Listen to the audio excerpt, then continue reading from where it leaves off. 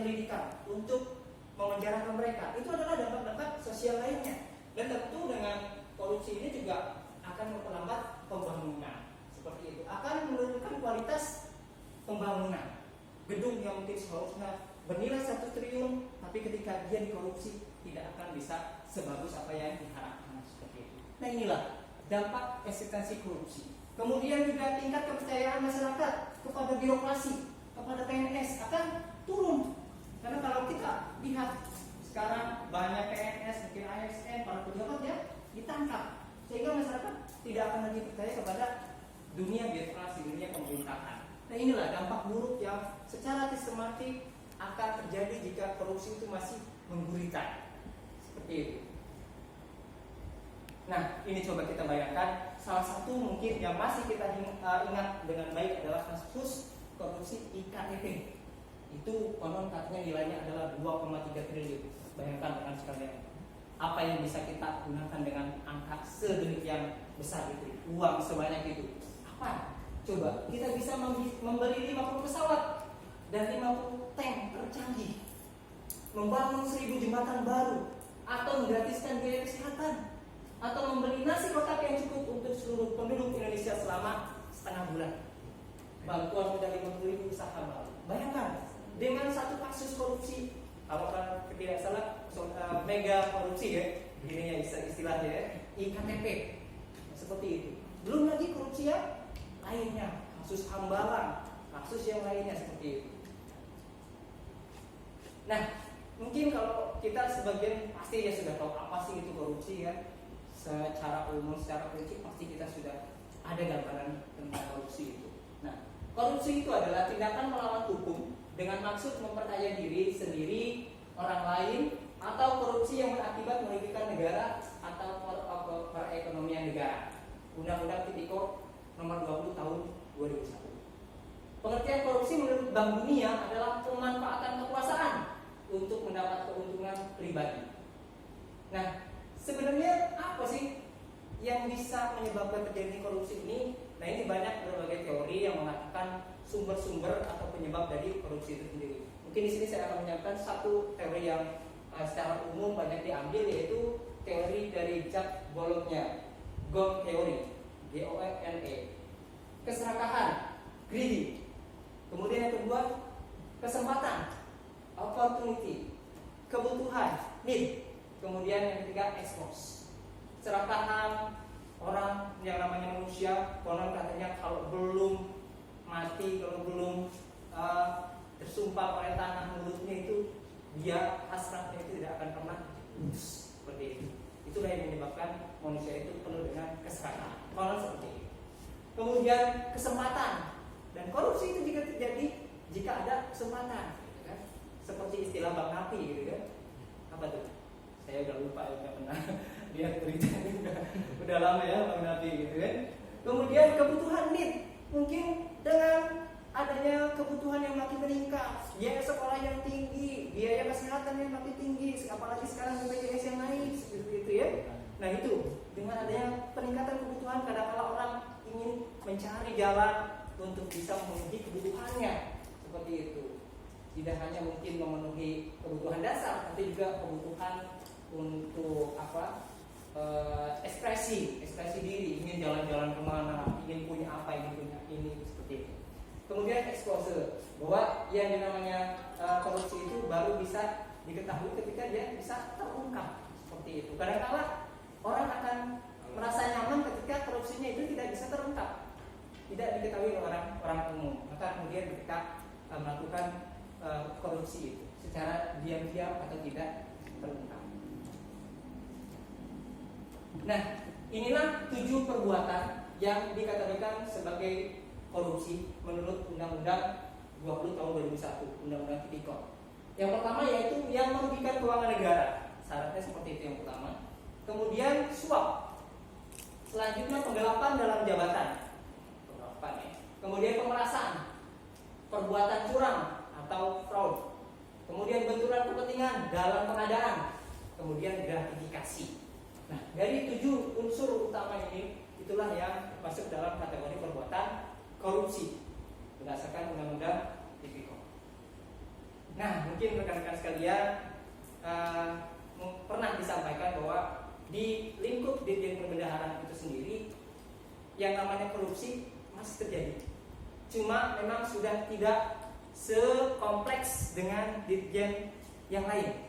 Mungkin di pajak, mohon maaf, kemudian juga di bea cukai seperti itu, atau di anggaran, DJA, DJTK.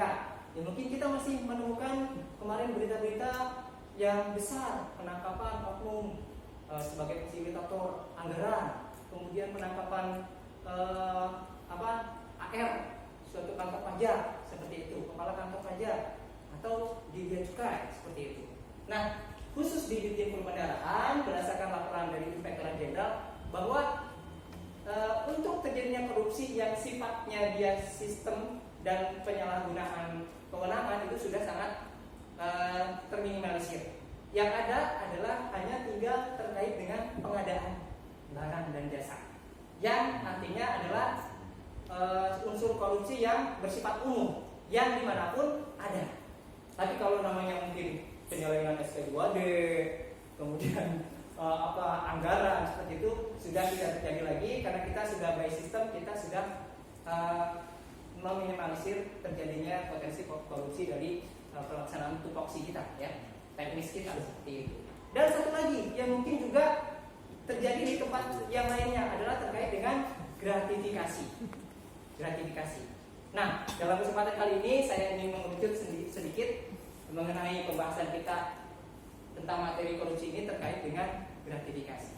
Karena apa, rekan-rekan sekalian? Dalam Undang-Undang Tipikor dikatakan bahwa yang namanya gratifikasi itu adalah sesungguhnya akar utama terjadinya korupsi. Seperti itu. Nah, ini saya akan bahas sedikit. Gratifikasi tergolong kejahatan korupsi. Pasal 128 UU tahun 2021. Setiap gratifikasi pada pegawai negeri atau penyelenggara negara dianggap pemberian suap. Jadi gratifikasi itu pemberian suap kepada ASN atau penyelenggara negara apabila berhubungan dengan jabatan. Jadi kadang-kadang kita mengatakan, ini tidak terkait dengan jabatan, ini saya selaku pribadi. Pertanyaannya adalah yang paling gampang, kalau Bapak tidak menjabat atau tidak menduduki jabatan itu, apakah Bapak akan diberikan sesuatu? Nah, itu yang akan kita harus pertanyakan. Berarti kalau karena jabatannya, karena dia kepala kantor, karena dia kepala seksi, seperti itu, kemudian diberikan sesuatu, baik oleh mitra kerja ataupun rekanan, itu berarti adalah termasuk dalam gratifikasi. Sanksi pemberi gratifikasi, nah, ini penjara 1-5 tahun, denda 50 juta. Sanksi penerima gratifikasi 4-20 tahun, denda 200 juta. Jadi pemberi dan penerima juga kena sanksi. Pengertian gratifikasi sendiri yaitu pemberian dalam arti luas, meliputi pemberian uang, rabat, komisi, pinjaman tanpa bunga, tiket perjalanan, fasilitas penginapan, perjalanan wisata, pengobatan cuma-cuma, dan fasilitas lainnya. Dan fasilitas lainnya ini Bapak dan Ibu perlu juga saya sampaikan, ternyata pemberian layanan wanita pun sekarang bisa dimasukkan di dalam bentuk gratifikasi.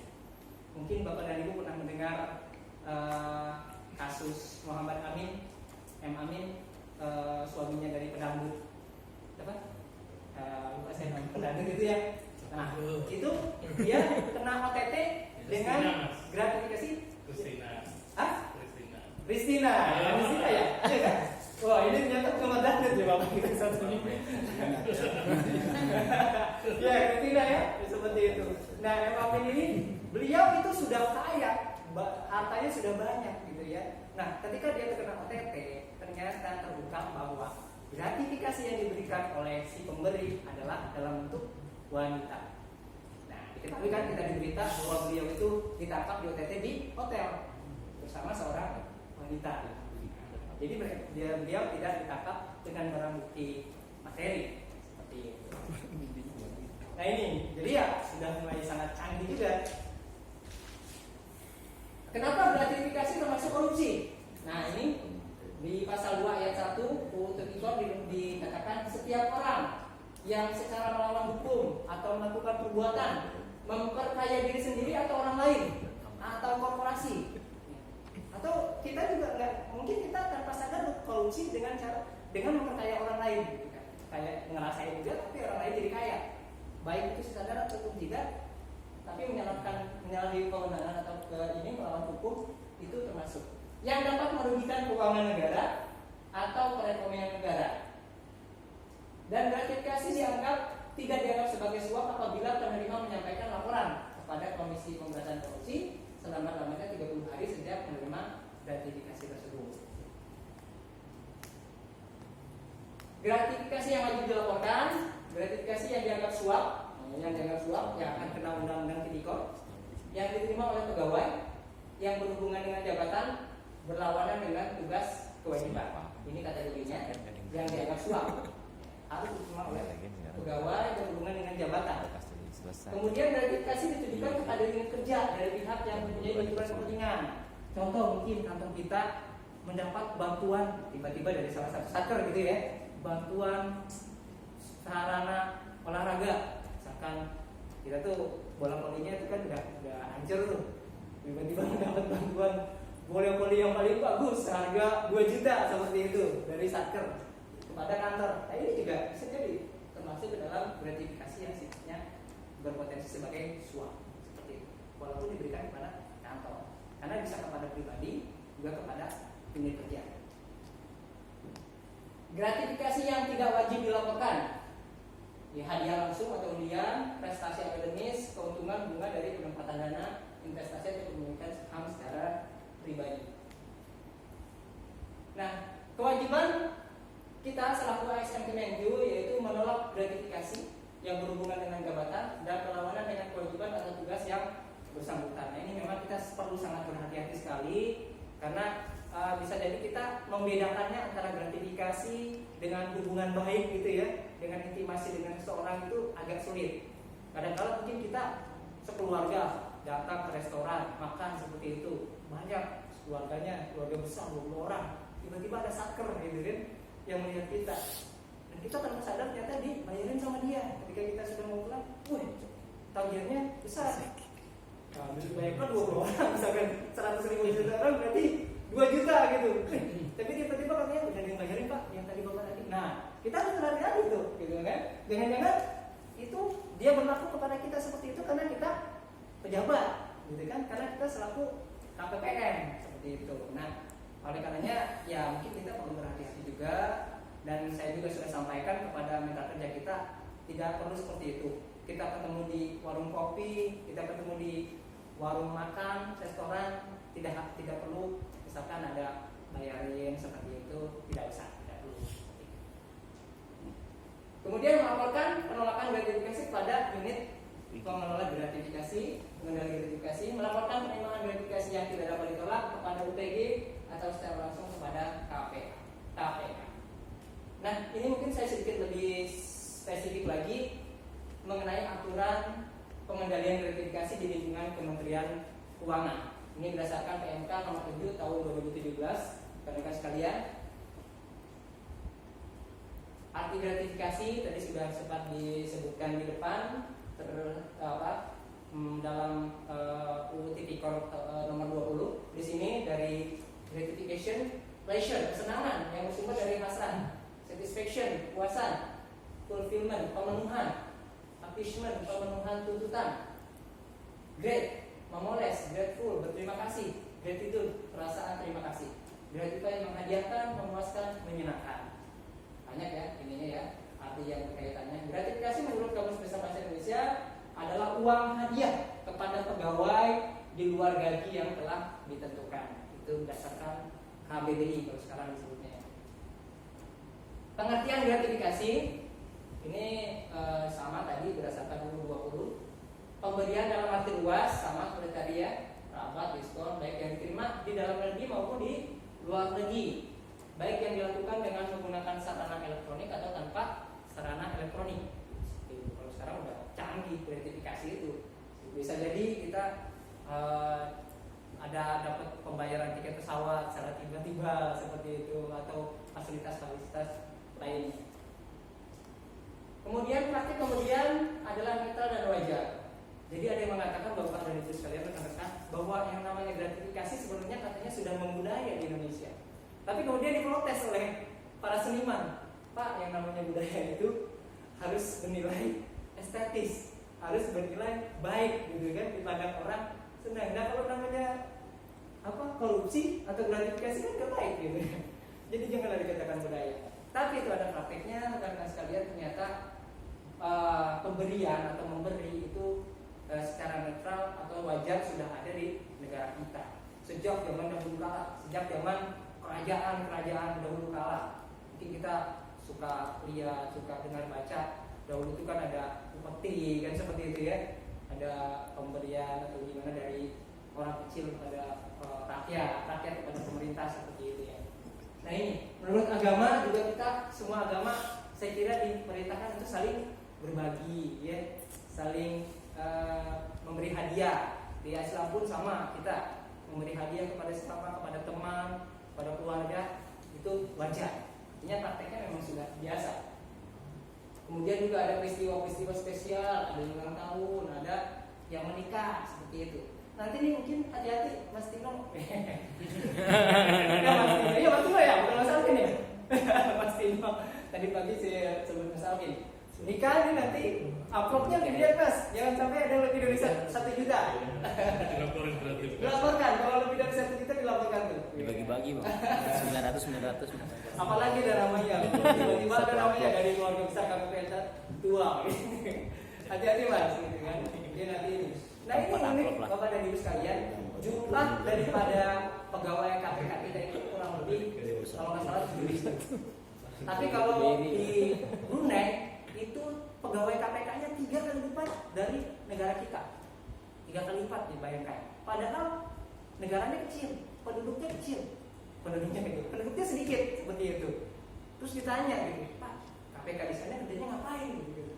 Ya kami kerjanya apa itu salah satunya monitoring orang yang hajatan gitu kan, yang orang yang pejabat yang ngadain resepsi seperti itu, sampai diawasi oleh KPK-nya oleh Brunei Darussalam itu kayak gitu. Pada Intel. Sampai mereka benar-benar gitu ya menjaga identitas seorang pejabat. Kemudian juga mungkin friendship, ke persahabatan gitu ya. Ada ekspresi persahabatan, saling berbagi hadiah. Mengapa gratifikasi dilarang?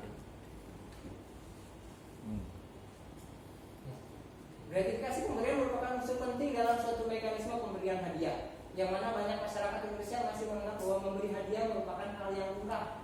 Secara sosiologis, hadiah adalah sesuatu yang bukan saja murah, tapi berperan sangat penting dalam peran sosial atau kohesi sosial dalam suatu masyarakat maupun antar masyarakat bahkan antar bangsa. Gitu. Jadi rekan-rekan sekalian, usahakan kalau sekarang mungkin kalau kita menikmati layanan-layanan birokrasi, mulai dari tingkat RT, RW, kelurahan, desa, kalau di situ tidak ada namanya dikenakan tarif, tidak usah kita menawarkan, Pak, ada biayanya enggak? Itu tidak dicari pun kita langsung ngasih seperti itu, tidak perlu. Itu adalah sumber daripada korupsi. Katakan tadi, itu sudah termasuk gratifikasi. Kalau bukan dia kena RT, nggak mungkin kita bayar. Misalkan seperti itu, nggak mungkin kita nawarin uang rokok, misalkan seperti itu, nawarin uang kopi. Nanti akan menjadi suatu hal yang negatif bagi yang bersangkutan. Wah, enak juga nih jadi RT, walaupun nggak ada penerimaannya secara ini, maksudnya resmi, ternyata ada yang banyak yang memberi. Gitu. Lama-lama akan menjadi suatu motivasi bagi dia, gitu kan? Akhirnya yang tadinya orang ngasih dengan sukarela, sekarang dia kenakan, gitu. Dikenakan oleh layanan itu oleh RT misalkan atau RW seperti itu. Nah itu mungkin sudah kita kurangi atau kita jauhi, kita hindari. Jangan lagi kita memberi kalau memang tidak ada ketentuannya untuk membayar. Saya dan istri saya kadang-kala ketika kita ada pelayanan ke suatu institusi, ditanya dulu, Pak ini resmi, buktinya apa? Kami minta kwitansi. Sampai seperti itu. Jangan sampai hal seperti itu masuk ke dalam kantong pribadi. Karena kalau seperti itu kita sudah melakukan suatu perbuatan korupsi juga atau suap seperti itu. Dan mungkin kita banyak temui, mungkin dia di kantor-kantor untuk mengurus kendaraan ya, kendaraan roda 4, roda 3, roda 2 seperti itu untuk memperpanjang pajaknya. Kadang-kala kita menemukan hal-hal seperti itu. dan kita harus sesuai dengan tarif yang berlaku. Gratifikasi diyakini merupakan akar dari perbuatan korupsi. Ini kata KPK. Dalam skala mikro, gratifikasi akan turut menciptakan ekonomi yang biaya tinggi, pasti. Konon katanya di negara kita itu biaya paling tinggi untuk penanaman modal, untuk investasi. Jadi iklim investasi kita itu sangat tidak sehat, katanya seperti itu, kurang sehat. Bahkan kita mungkin melihat akhir-akhir tahun beberapa tahun ini banyak dari investor luar itu yang lari ke negara lain, negara-negara berkembang yang baru, Thailand, maaf ya, mungkin ke Myanmar seperti itu. Beberapa produsen otomotif juga seperti itu. Ini karena konon katanya biaya ini kita gratifikasi itu mengakibatkan biaya tinggi. Jadi investasi kita juga tidak atau kurang sehat. Dalam skala makro, gratifikasi akan terus menciptakan ketidakpastian layanan. Yang selanjutnya dapat menimbulkan ketidakpercayaan masyarakat, pada akhirnya berujung pada reputasi buruk dalam penyelenggaraan publik, penyelenggaraan pemerintahan atau pelayanan publik. Dalam skala kenegaraan, gratifikasi akan terus menciptakan kerusakan sendi kehidupan berbangsa dan bernegara. Dalam lingkup yang lebih sakral, hadiah untuk pejabat adalah kecurangan karena hadiah itu dapat menghilangkan pendengaran, menutupi hati dan penglihatan. Ini dari bahasa agama ya, seperti itu. Saya yakin seluruh agama pun namanya gratifikasi, namanya korupsi itu hal yang buruk seperti itu. Suap dapat mengutarbalikan perkara orang benar dan keadilan. Ini dari Nasrani ke umat Katolik seperti itu. Bayangkan anak-anak sekalian. Dan kita banyak menjumpai bahwa namanya korupsi itu, gratifikasi itu terjadi di dunia birokrasi, baik eksekutif maupun legislatif. Berapa banyak anggota DPR, DPRD, pejabat-pejabat eksekutif yang terciduk akibat korupsi ataupun gratifikasi. Bahkan kemarin terakhir sempat bukti juga di Bupati Indramayu kalau tidak salah satu bukti gratifikasinya adalah apa? Sepeda lipat harga 20 juta. Jadi bukti itu gratifikasi, cuma sepeda lipat 20 juta terciduk. Perbedaan suap, pemerasan dan gratifikasi. Suap dia ada transaksional, ada pertemuan main antara pemberi dan penerima, ada syarat-syarat dan ketentuan yang diinginkan oleh keduanya, seperti itu. Ada meeting of mind. Pemerasan meminta dengan paksa, bukan meras pakaian ya. Inisiatif dari pemberi layanan. Nah ini pemerasan. Nah, ini mungkin yang punya potensi seperti ini ada yang ada di Epo nih. Di Epo, Mas Awak, Mas Awak. Aman Pak. Mas Awak, Mas Iri. Ini yang punya potensi, punya potensi. Sorry. Pemerasan ya. Banyak. Meminta dengan paksaan, baik halus maupun kasar.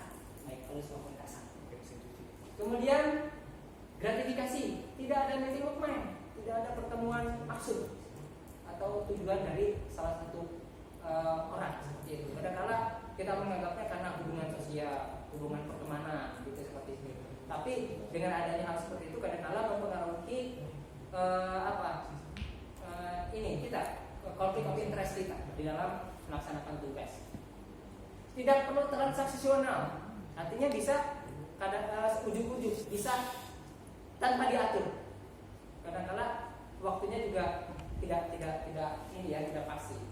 Niat jahat belum ada saat penerimaan, namun dianggap ada jika tidak dilaporkan selama 30 hari kerja.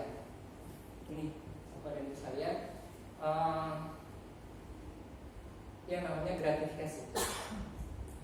Kemudian kategori gratifikasi tadi ada yang wajib dilaporkan, tidak wajib dilaporkan. Ini bisa kita lihat. Nah, bagaimana jika suatu saat atau suatu waktu kita menerima gratifikasi, baik itu secara unit maupun secara personal, seperti itu. Tiba-tiba ada satker yang mungkin nganterin box paket ke Mas Awa. Ternyata isinya adalah sepatu olahraga Adidas. Adidas. Kenapa? Karena lihat Mas Awa sering lari pagi. Lari pagi, sering lari kan? Nah, tiba-tiba ada satker yang ngebawain Mas Awa satu box sepatu Adidas gitu kan? Ya, itu di ini kan ke Mas Awa. Ini harus dilaporkan gitu. Karena dia pertama kali tahu Mas Awa adalah karena kerja. Ya kan? Karena dia satker gitu. Kecuali Mas Awa kenalnya di luaran gitu kan. Kenal dari ini. Tapi tidak ada hubungan. Nah, ini kan ada hubungan kerja, kedinasan, kenal karena tugas seperti itu. Nah, ini harus dilaporkan. Ini karena apa nih? Seperti itu. Apa karena ada hubungan spesial? Harus jelas gitu, harus jelas tuh. Nggak ujuk-ujuk kan pasti ada ini ya motivasinya. Nah, ini harus dilaporkan kepada unit pengendali gratifikasi yang ada di UKI kita, unit kepatuhan internal atau di seksi Feraki ya, rekan-rekan sekalian. Jadi apapun yang mungkin sifatnya ada pemberian dari mitra kerja ataupun rekanan dari pengadaan barang dan jasa agar dilaporkan kepada UPG, unit pengendali gratifikasi. UPG. Struktur UPG kita untuk tingkat KPPN ada di seksi Feraki dan semua sudah sangat paham. Nah, ini mekanisme pelaporan bisa langsung kepada UPG maupun langsung kepada KPK. Nanti akan dinilai apakah pemberian ini harus diterima atau disetorkan atau ini kan yang disimpan oleh KPK. Ketentuan umum terkait barang atau gratifikasi. Barang gratifikasi harus disimpan oleh penerima sampai dengan penetapan status oleh KPK. Penerima gratifikasi bertanggung jawab dalam hal barang gratifikasi hilang dan atau rusak. Ini statusnya bisa jadi milik negara, masuk ke dalam KPK ya. Kemudian jadi bisa menjadi milik unit kerja. Kalau memang tadi itu diberinya kepada unit kerja, kepada kantor gitu. Kemudian bisa menjadi milik penerima jika ditetapkan itu tidak perlu disetor gitu ya, tidak perlu diambil oleh negara. Proses pelaporan, nah ini nanti bisa ini kan lagi pelajari secara sesama. Kemudian penyerahan barang gratifikasi. Penyerahan barang gratifikasi kepada KPK, kepada UPG, unit pengendali gratifikasi. Dan ini salah satu contoh-contoh pemberian yang dapat dikatakan sebagai gratifikasi yang mungkin perlu kita perhatikan. Pertama, pemberian tiket perjalanan kepada pejabat atau keluarga untuk keperluan pribadi secara cuma-cuma. Ada satu cerita rekan-rekan, seorang pejabat eselon 1 atau setingkat dirjen, dia terciduk oleh KPK. Terciduk oleh KPK, kemudian di KPK dikumpulkan semua alat barang bukti. Kemudian ditunjukkan di dalam ruangan interogasi itu foto-foto beliau dengan keluarga ketika liburan. Ternyata seorang dirjen ini, eselon 1 ini, sehobinya sering jalan-jalan ke Eropa, Asia, semuanya kan negara-negara untuk vacation ya. Nah, kemudian setelah ditelusuri ternyata semua tiketnya itu dibayar oleh rekanan dari kantor seperti itu. Jadi sistemnya sisilah. Dia dibayar jalan-jalan ke Eropa dibayar oleh si A.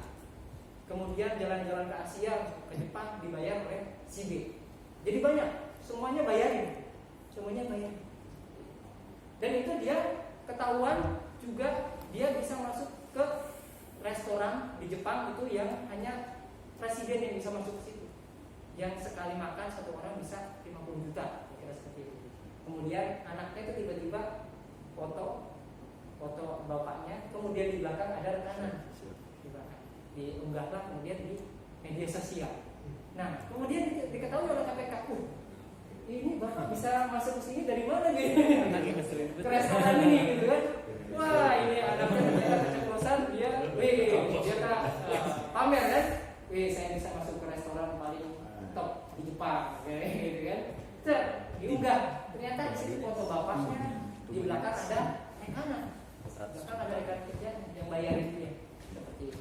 Ini salah satu modus yang ternyata banyak dilakukan oleh oknum pejabat seperti itu dan rekanan seperti itu. Pemberian hadiah atau parsel kepada pejabat pada saat hari raya keagamaan oleh rekanan atau bawahannya. Nah, ini pemberian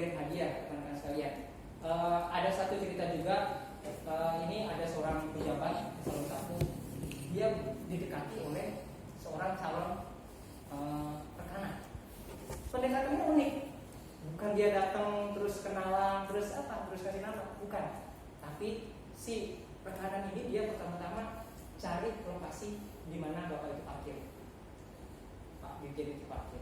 Kemudian dia tunggu momennya Pak Dirjen itu keluar untuk pulang seperti itu kira-kira. Nah, sebelum bapak itu datang, dia sengaja menabrakkan mobilnya ke mobil Pak Dirjen itu. Akhirnya kayaknya mobil Pak Dirjen itu. Kemudian Pak Dirjen datang, dia sama sopirnya lihat, kok mobil saya banyak seperti itu. Datang bapak itu. Ya, terus, Bapak, mohon maaf, ini mobil bapak ya? Gitu kan? Gitu. Aduh, mohon maaf Pak, tadi saya tidak sengaja Pak. Gitu. Aduh Bapak, nanti saya ganti ya, ini nomor ini saya, atau saya bisa nomor Bapak, nanti saya akan ganti Bapak. Seperti itu. Itu ceritanya. Akhirnya si bapak tadi bertanggung jawab di perbaikilah mobil Pak Dirjen itu, mobil Pak Dirjen. Akhirnya lama-kelamaan mulai kenal. Padahal dari awal si rekanan ini memang dia bermaksud untuk kenal dengan Pak Dirjen ini, tapi dia bagaimana caranya dia sudah berpikir. Kemudian akhirnya lama-kelamaan jadi teman dekat, akhirnya memberikan banyak sesuatu hadiah seperti itu, sampai akhirnya ternyata di kantor tersebut ada pengadaan yang sebenarnya sudah diincar oleh rekanan tersebut. Akhirnya dia telepon Pak Dirjen itu, Bapak, maaf gitu, saya lihat di RUPS Bapak ini ada pengumuman ini Pak ya, gitu. Akhirnya kebetulan saya juga bergerak di bidang itu juga Pak, bagaimana Pak kalau saya ikut? Akhirnya Pak Dirjen itu dia, oh ya silakan ikut. Akhirnya dia tanpa diminta, Pak Dirjen itu nggak diminta, akhirnya dia nulis memo referensi kepada pejabat pengadaan, tolong menangkannya ini, saya tahu orangnya baik, bertanggung jawab, seperti itu. Nah selama ini karena dia sudah disuap dengan gratifikasi secara tidak sadar, diberi kebaikan, kecayaan, itu kan memberi hadiah seperti itu, pertemanan, dan dia merasa orang itu bertanggung jawab. Akhirnya apa? Menawar si rekanan ini. Mungkin secara kerja mungkin baik si rekanan ini yang menghasilkan yang baik, tapi secara proses dia sudah melakukan suatu kecurangan. Akhirnya Pak Dirjen ini juga jatuh ke dalam keburukan, dia melakukan sesuatu yang di luar kewenangannya. Dia memberikan referensi memo untuk memenangkan